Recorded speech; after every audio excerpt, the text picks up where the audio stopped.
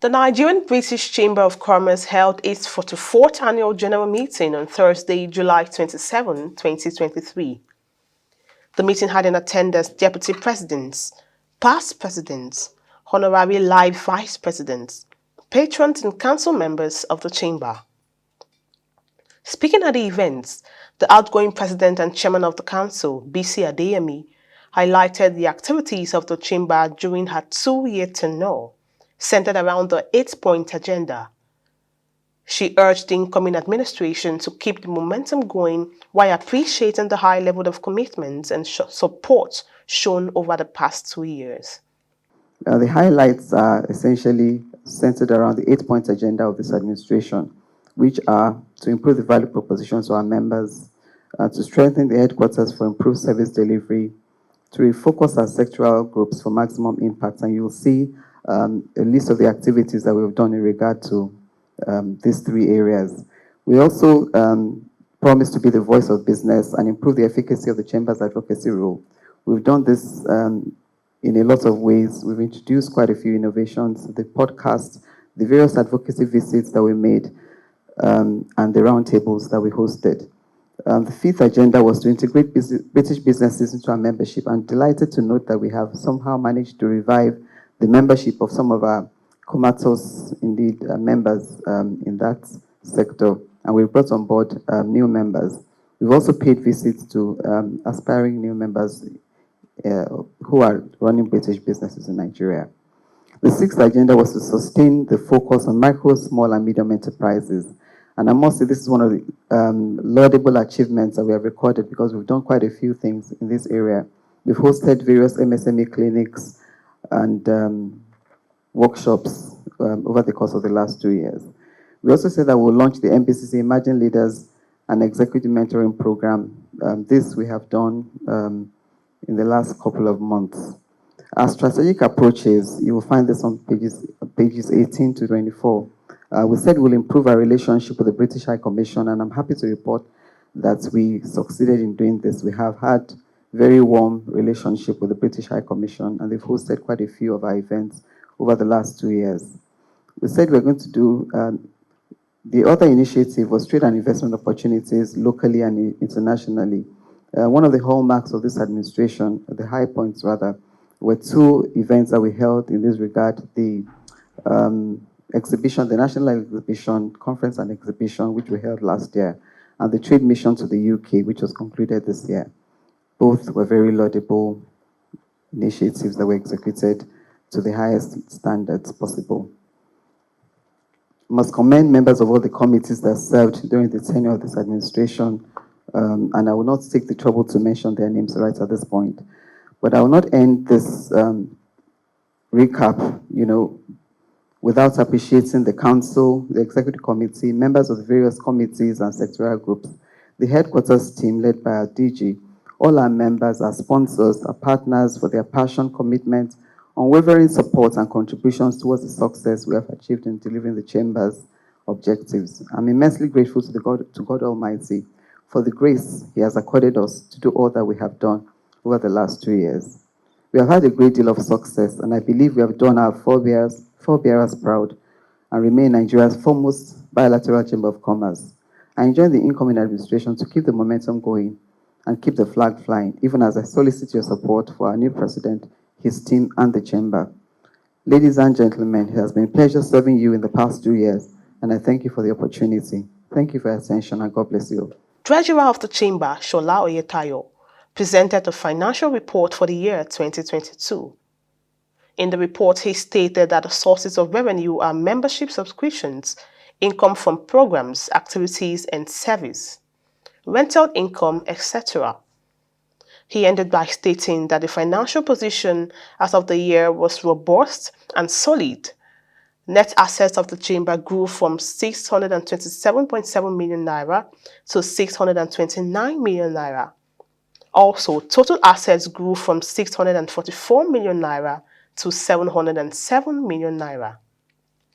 Our sources of revenue are membership subscription, income from programs, activities and services, rental income, and others such as gains in forex and gains in disposal of assets. You see the components of our revenue and the movement, the membership subscription, at least there's a change from about 46% gain. Programs and activities and services, we have a change of 76% from 91 million to 160 million. Rental income, 716,000 to 13.9, which recorded 1,849%.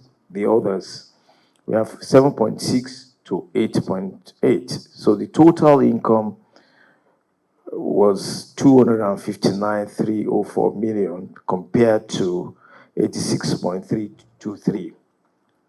We have it represented in graphical. Our financial position as at the year end was robust and solid.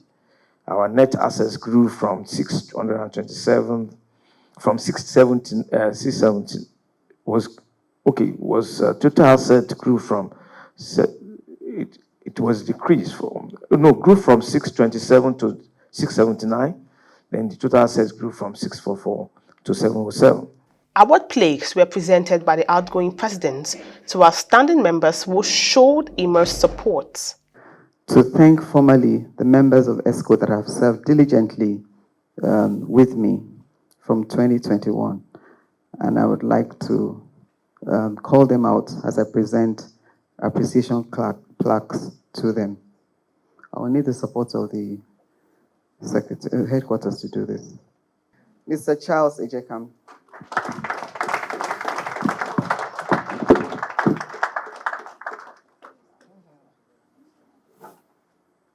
Prince Bimbo Olashiri.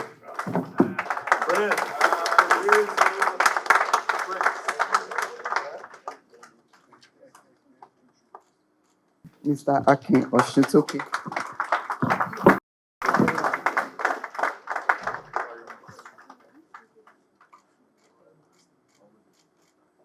Mr. Shola Oyetayo. Honorary Treasurer.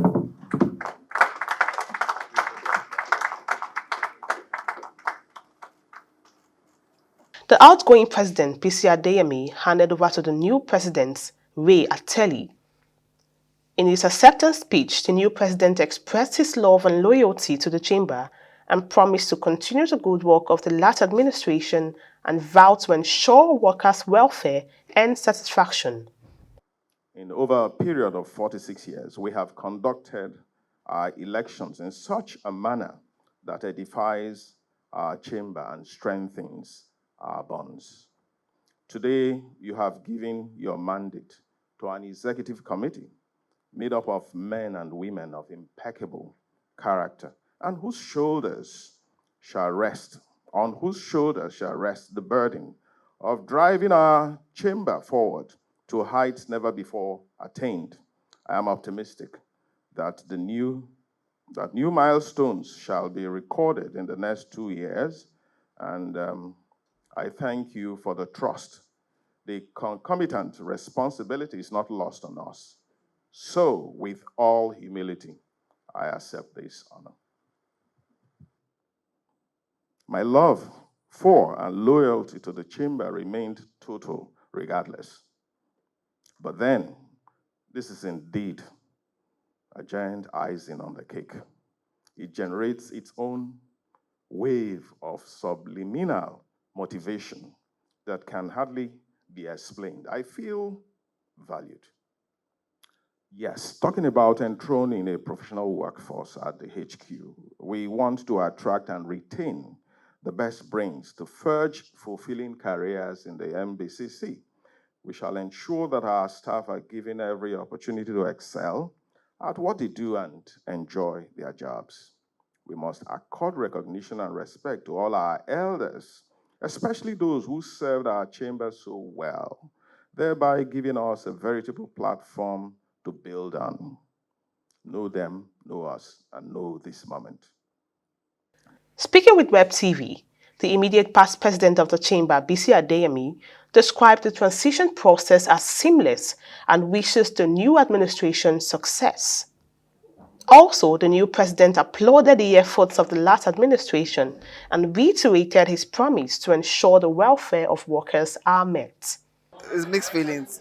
Mixed feelings. I mean, I'm very happy that, I mean, we were able to achieve all that we did. Mixed feelings that, I mean, there's a bit of sadness involved in it, that, well, what you've been doing all over the years, I mean, and now time to stop. But I'm happy that we're handing over to a new administration which has shown itself, already from the beginning, that they know what they're doing. And like I said, when I was handing over, at the NBCC, we have a very seamless transition process that is rancor-free. And I think other associations that need in Nigeria should take a lead from what we have done today. Transition was seamless. There are no petitions. There will be no petitions. Nobody is fighting anybody. Everybody is happy with the results of it. And yes, I can only wish the NBCC well. So I say they should consolidate on the successes of this last administration, and of course continue to improve the quality of programs to members, so that we can continue to engage with members and continue to be the advocates on behalf of all our members in respect of the various issues that they continue to face. Thank you. Beautiful. If you were here when I gave my acceptance speech, it was all contained there. The outgoing president, the immediate past president, was wonderful in her commitment and in her delivery. And so we cannot but owe her a debt of gratitude for what she did for our chamber. She set a very high mark that will be difficult to attain, let alone exceed. Yes, when you have the best staff working for you, you'd be foolish to frustrate them or let them leave. We know what's going on in the country right now. A lot of workers are under pressure. So good employers that we are, we make sure that people are supported in different ways that we can. And that's what I mean. Sometimes you give more training, sometimes you give more incentives, and sometimes it may be a matter of reducing the workload. So there are different ways you can do that, and we are ready to do that because we appreciate them immensely. With the new administration, it is expected that the work to improve the quality of programs to members and continue to advocate on behalf of the members.